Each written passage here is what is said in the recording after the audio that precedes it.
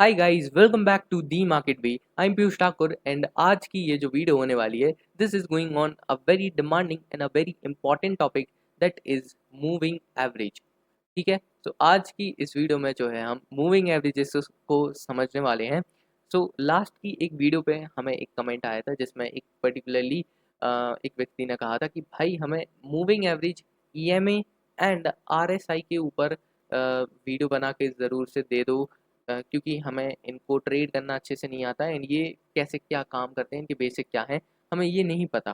So today I am gonna make this video particularly on moving averages and EMA भी। For beginners मैं बता दूं, ये इन दोनों के बीच में ज़्यादा कुछ डिफरेंस नहीं होता है। Moving average and EMA is almost same.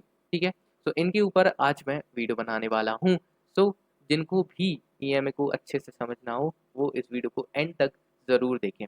और अभी फ़िलहाल में हम जो है हमारी एक price action basics to advance series चला रहे हैं, जिसके अंदर हम प्राइस एक्शन को बेसिक्स से एडवांस तक बहुत ही बढ़िया से सीख रहे हैं। तो अगर आप एक बिगनर हो एंड आपको प्राइस एक्शन सीखना है, then do watch that series.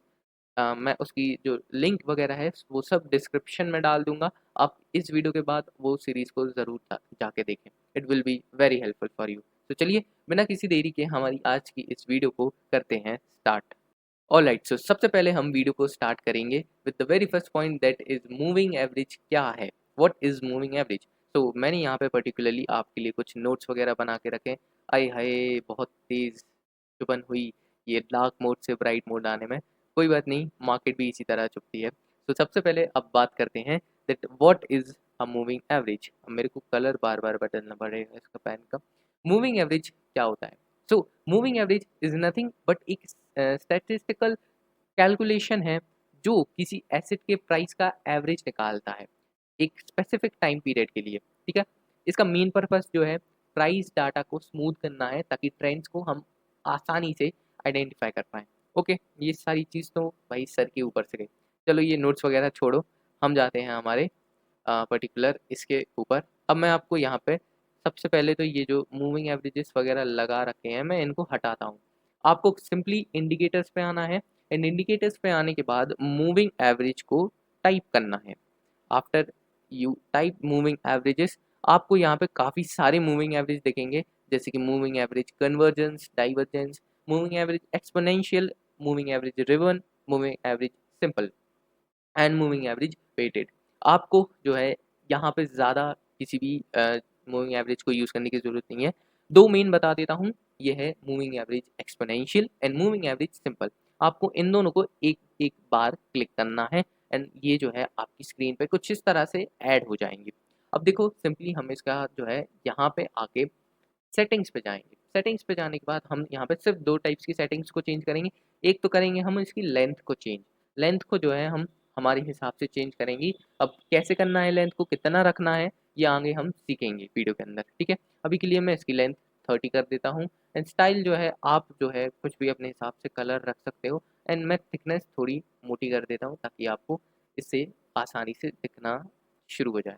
फिर हम इसी तरह से SMA की भी जो है यहाँ पे थिकनेस वगैरह चेंज कर लेते हैं, कलर वगैरह थोड़ा डिफरेंट कर लेते हैं एंड यहाँ पे जो है मैं इसको 50 कर देता हूँ। ठीक है, सो दैट थोड़ा थोड़ा ये अलग दिखना स्टार्ट हो जाए। ऑलराइट, सो अभी हमारे सामने हैं दो टाइप्स के इंडिकेटर्स, जो कि है पहला हमारा EMA एंड एक है हमारा SMA। EMA जो है वो ग्रीन कलर में है एंड SMA जो है हमारा रेड कलर में है। ऑलराइट, ओके, अब बात करते हैं ये होते क्या हैं।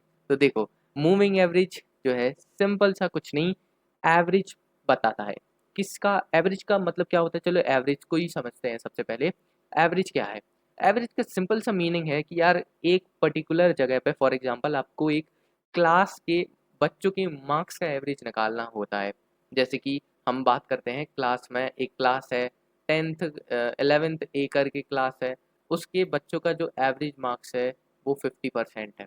इस तरह से आपने सुना होगा। ठीक है, या फिर आपने सुना होगा एक पर्टिकुलर कंट्री है एंड उस पर्टिकुलर कंट्री का जो जीडीपी है, सॉरी जीडीपी है, वो कुछ कुछ इतना इतना है। अब वो जो जीडीपी है वो क्या है, वो एक एवरेज ही है, एक टाइप का एवरेज है जिसे कैलकुलेट करने का एक फॉर्मूला होता है। चलो एक एग्जांपल से इसे बहुत ही आसानी से समझते हैं कि एवरेज क्या होता है। फॉर एग्जांपल हमें क्लास का जो है एवरेज निकालना है, क्लास के बच्चों का मार्क्स का एवरेज निकालना है। तो लेट्स सपोज वहाँ पे 5 बच्चे हैं, 5 बच्चों में जो है हम सबसे पहले उनके मार्क्स को यहाँ पे लिखेंगे। मार्क्स जैसे एक का 1 आया, दूसरे बच्चे का 2 मार्क्स आए, तीसरे बच्चे का 3 मार्क्स आए, चौथे बच्चे का 4 मार्क्स आ गया एंड 5वें बच्चे का जो है 5 मार्क्स आ गया। ये एक एग्जांपल हमने लिया। अब इसे हमें डिवाइड करना है जितने भी नंबर ऑफ बच्चे हैं। तो यहाँ पे हमें 5 नंबर ऑफ बच्चे हैं जिनका एक का 1 आया, एक का 2 आया, एक का 3 आया, एक का 4 आया, एक का 5 आया। तो डिवाइड करेंगे हम 5 से। सबसे पहले इसे ऐड करेंगे तो सिंपली हमारा 1 + 2 + 3 6 4 10 एंड ये हो जाता है 15। अब 15 को जो है हम 5 से डिवाइड करेंगे तो आंसर जो है हमारा 3 निकल के आता है। नाउ ये 3 क्या है? ये ही है हमारा एवरेज, यानी कि इस क्लास का जो एवरेज है, एवरेज जो मार्क्स है वो 3 है। Okay, this is simple average. अब बात करते हैं मूविंग एवरेज क्या होता है। तो अगर हम बात करें मूविंग एवरेज जो है सिंपली और कुछ नहीं, आप अगर वहीं प्राइसेस को ऐड करें, ठीक है, ये हम अब इसे आप एज अ मार्क्स मत लेना, मैं इसे सिंपल एग्जांपल के लिए बता रहा हूँ। ठीक है, हमें 5 लोगों का एवरेज निकालना है। तो अब इनका 5 का तो एवरेज निकाल लिया, लेट्स सपोज यहाँ पे और ऐड आ गए, और हो गए 6 हो गए, 7 हो गए। ठीक है, तो अब आपको और आगे फर्दर इनका भी एवरेज निकालना है, बट आपको सिर्फ 5 का एवरेज निकालना है। तो आपने पहले इन 5 का तो निकाल लिया, अब क्या करोगे आप आगे के 5 का एवरेज निकालोगे। ठीक है, और ये पीछे के 5 को छोड़ दोगे। ऑलराइट, तो ये जो है हमारा मूविंग एवरेज हो जाएगा। कैसे हो जाएगा? क्योंकि यार आपने जो है सबसे पहले पहले 5 का मूविंग एवरेज निकाला, वो पर्टिकुलरली कुछ 3 आया। फिर आपने आगे के 5 का एवरेज निकाला और पीछे के 5 को छोड़ दिया, तो वो पर्टिकुलरली कुछ और आ जाएगा। एंड ये जो है इस तरह से हमारी मूविंग एवरेज की एक लाइन बन जाती है। ठीक है, ये सिंपली इस तरह से काम करता है हमारा मूविंग एवरेज। अगर आप यहाँ पे देखो, अब देखो एक और चीज़ बताता हूँ, जितने भी पीरियड का मूविंग एवरेज है, जैसे कि यहाँ पे मैं आपको सेटिंग्स में जाके बताऊँ, तो ये जो हमारा SMA है, ये मैंने 50 लेंथ करके रखी है इसकी, 50 50 लेंथ के मूविंग एवरेज का सिंपल सा मीनिंग, ये 50 डे मूविंग एवरेज है। यानी कि जितने भी मूविंग एवरेज जो है वो 50 कैंडल के प्राइसेस को कैलकुलेट करेगा, वो पिछली 50 कैंडल के प्राइसेस को कैलकुलेट करेगा, उनका एवरेज निकालेगा एंड एवरेज निकालने के बाद वो एक ऐसी लाइन बनाएगा। फिर अगर प्राइस ऊपर जाता है तो वो उस हिसाब से एवरेज को कैलकुलेट करेगा, प्राइस नीचे आता है तो वो उस हिसाब से कैलकुलेट करेगा। एंड ये सिंपली एक लाइन बन जाती है जो कि हमें एज अ ट्रेंड भी दर्शाती है। ओके, एक और पॉइंट बताता हूँ, जो मूविंग एवरेज है वो हमेशा क्या करता है, एक कैंडल है, लेट्स सपोज ये कैंडल है, ये एक रेड कैंडल है, इसकी ओपनिंग ये है सॉरी, एंड इसकी क्लोजिंग ये है। तो मूविंग एवरेज हमेशा क्लोजिंग प्राइस के जो है क्लोजिंग प्राइस का यूज़ करके एवरेजेस को निकालता है। तो यहाँ पे इस प्राइस का एंड पिछले 50 कैंडल की जो भी क्लोजिंग प्राइस होगी उसको कैलकुलेट करेगा, उसका एवरेज निकालेगा एंड हमारे सामने उसका जो है मूविंग एवरेज ला के देगा। ठीक है, ये हो जाता है हमारा मूविंग एवरेज। अब यहाँ पे मूविंग एवरेज जो है SMA ही होता है, ये बात हमेशा याद रखना कि ये एक SMA एंड एक EMA सेम ही चीज़ है। सॉरी, SMA एंड एक MA, SMA एंड एक MA जो है एक ही चीज़ है, सिर्फ नाम में इसमें सिंपल आ गया, सिर्फ इतना ही अंतर है और कुछ भी अंतर नहीं है। ठीक है, ये दोनों सेम चीज़ है। नाउ अब ये EMA क्या होता है? ठीक है, moving average and simple moving average जो कि एक ही था, ये तो हमने समझ लिया कि ये क्या होता है, बट व्हाट इज EMA? देखो EMA को ज़्यादा कभी भी कॉम्प्लिकेट मत करो, सिंपल सा ये भी एक टाइप से SMA ही है। इसमें सिर्फ इतना अंतर आ जाता है कि यार ये जो है जितने भी रीसेंट प्राइजेस हैं उनका ज़्यादा वेटेज रखता है। क्या मतलब? जैसे कि 50 डे का मूविंग एवरेज है, तो सिंपल मूविंग एवरेज क्या करेगा, उन 50 ही कैंडल्स का जो भी क्लोजिंग प्राइस है वो निकालेगा एंड यहाँ पे एक कैंडल बना सॉरी हमारा एक लाइन को ड्रॉ करेगा, एक लाइन बनाएगा एंड जैसे जैसे कैंडल्स बढ़ती जाएंगी वो पीछे से कैंडल्स को छोड़ते हुए आगे की 50 कैंडल्स रीसेंट पूरी ये 50 कैंडल्स को पकड़ते हुए आगे बढ़ेगा। बट जो है ऐसा ही कुछ सेम चीज़ हमारे EMA में भी होता है। EMA में बस इतनी सी डिफरेंस होती है कि यार ये वैल्यू इन आगे की कुछ रीसेंट कैंडल्स को ज़्यादा देता है।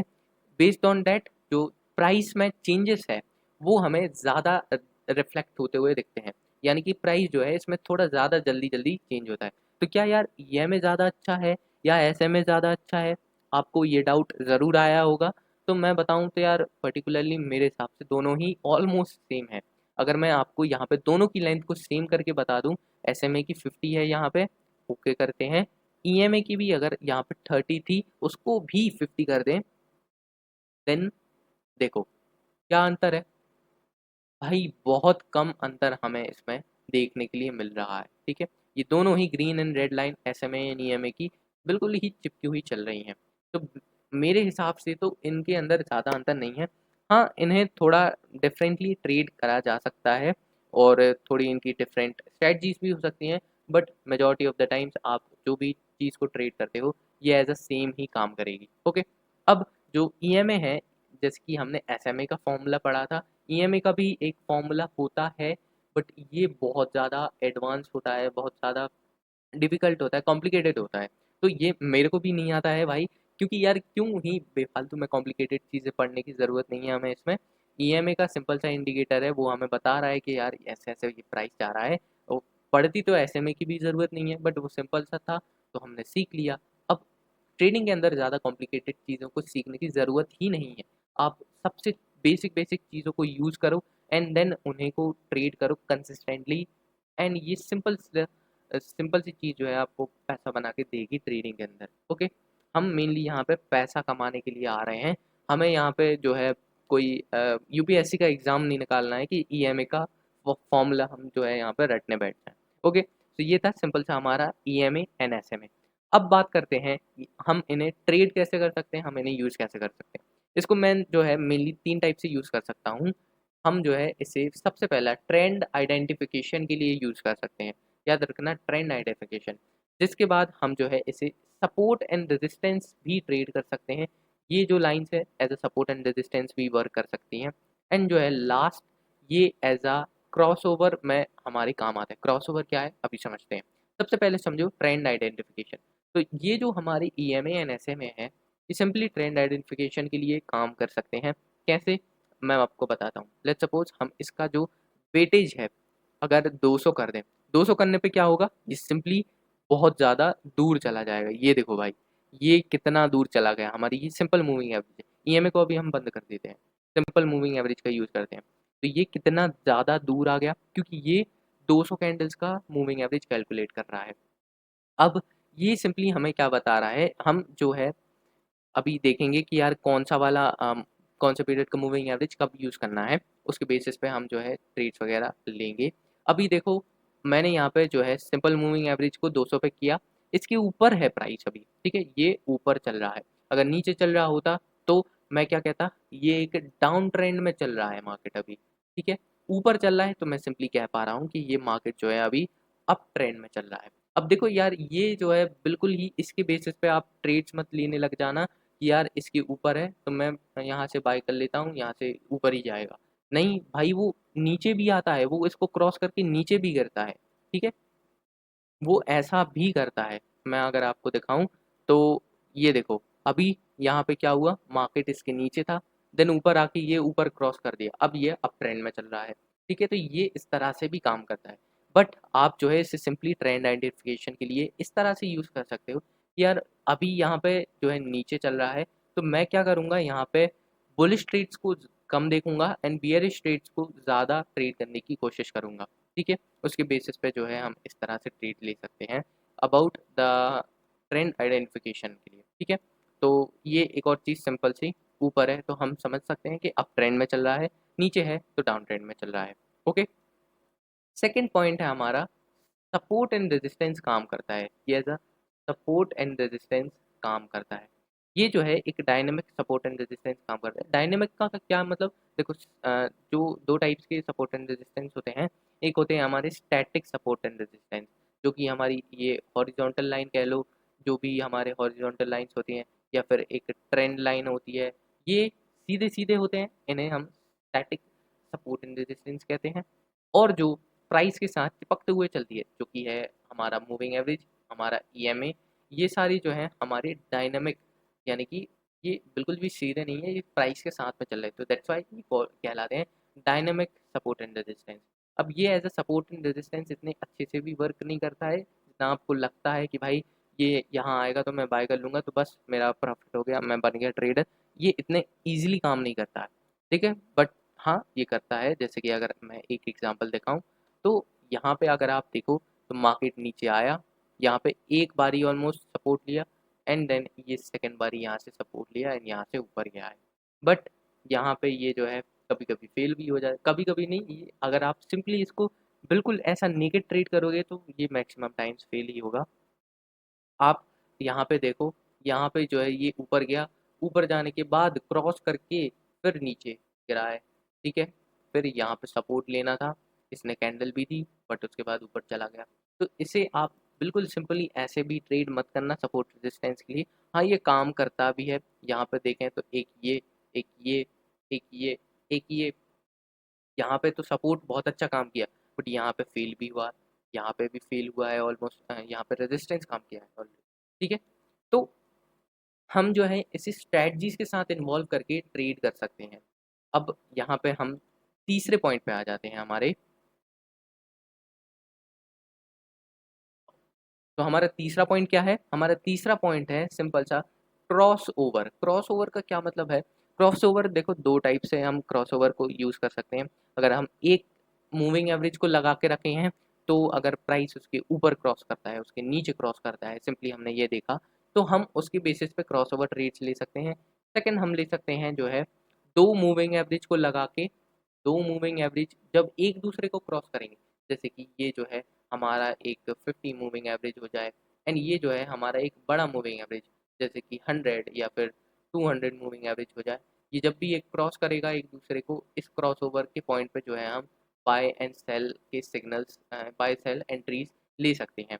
बट ये पर्टिकुलरली इस तरह से हमें इसे ट्रेड नहीं करना चाहिए कि यार क्रॉस किया कुछ भी तो आप उसके बेसिस पे ट्रेड ले लो। देखो हाँ ये ज़रूर काम करता है, इसकी बेस्ड ऑन बहुत स्ट्रेटजियाँ हैं, बहुत सारी स्ट्रेटजीज हैं जो कि काम करती हैं, ठीक है। तो स्ट्रेटजीज जो हैं पर्टिकुलरली हम नेक्स्ट वीडियो में समझ लेंगे क्योंकि ये वीडियो बहुत ज़्यादा बड़ा हो रहा है। तो अगर आपको क्रॉस ओवर के बेस्ड ऑन, ईएमए के बेस्ड ऑन, एनएसएमए के बेस्ड ऑन स्ट्रेटजीज चाहिए हैं, स्ट्रेटजी की वीडियो चाहिए तो कमेंट कर देना।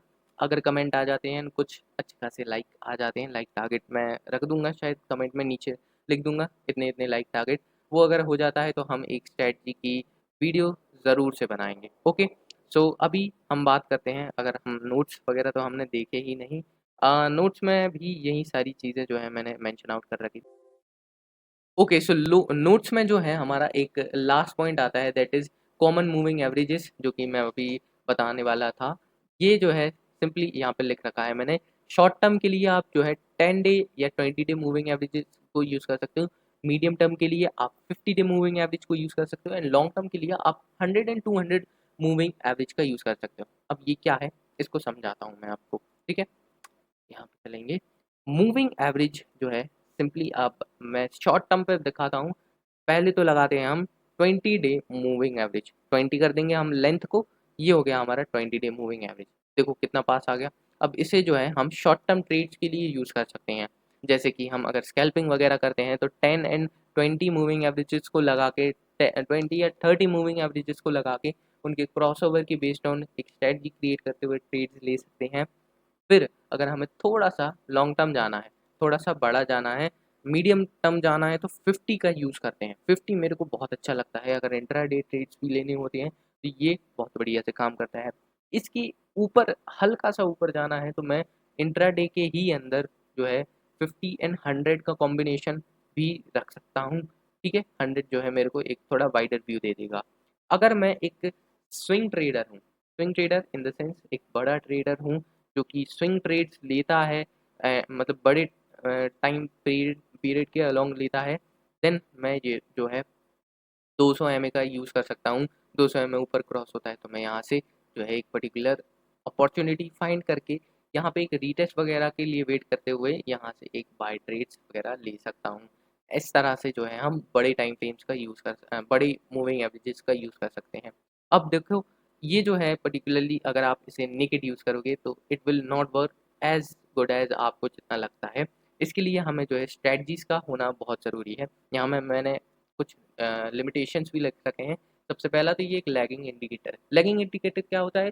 सिंपली जो भी सिग्नल्स आते हैं वो प्राइस के क्रिएट होने के बाद आते हैं। जो भी क्लोजिंग प्राइस हमारी बन जाती है उसके हिसाब से एवरेजेस जो हैं बनते हैं, एंड ये जो है प्राइस के मूवमेंट होने के बाद आता है।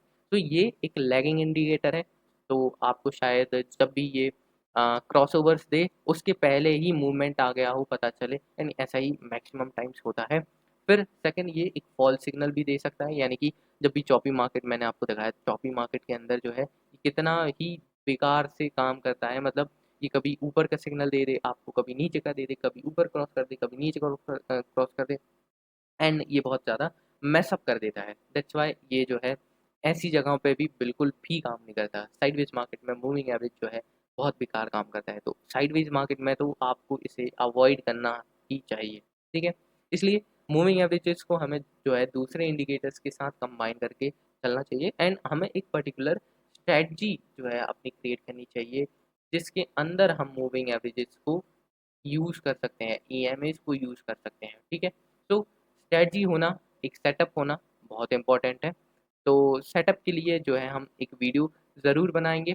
नेक्स्ट वीडियो जो है अगर मैंने जैसे कि अभी बताया लाइक टारगेट्स एंड कमेंट्स आते हैं तो हम एक ईएमए की स्ट्रेटजी बनाएंगे, ठीक है।